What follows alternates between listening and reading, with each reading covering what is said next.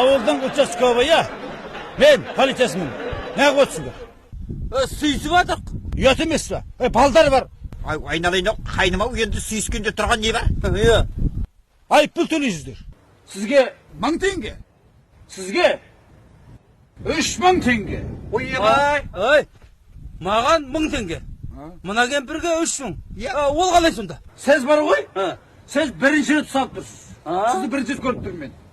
Ал мына әжей 3 рет болды осымен ұстап алғаныма. Ne